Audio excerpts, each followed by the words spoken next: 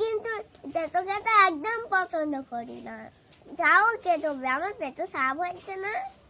চলো তেতোটা মা তৈরি করে আগড়ায় ঢেলে দেবো না, খাও খেয়ে নাও, ঢোক গিলে না ঢোক। আগে আমার পেটে সাপ ঢুকেছে, সাপ ঢুকেছে, সেই জন্য তাই কি করছে সাপটা। তাই আমার মা যে তেতো খাওয়াবে, চলো তেতো তুলতে যাই। চলো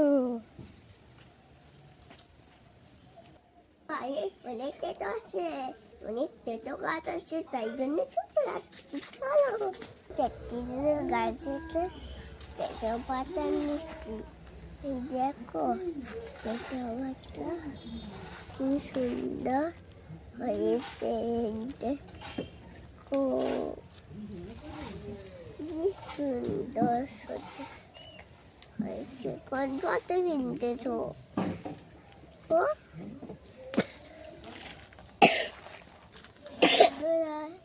বন্ধুরা দেখো আমার মা এবার টাকা নিয়ে চলে এসেছে। এবার আমার মা যার জিতবে তোমরা অবাক হয়ে যাবে, আমার শুধু খাওয়াবে আর খাওয়াবে। কিন্তু তেতো খেতে একদম পছন্দ করি না। যাও খেতে হবে, আমার পেটে সাফ হয়েছে না। চলো তেতোটা মা তৈরি করে। দেখো দেখো আমার মা তেতোর রস বার করতেছে।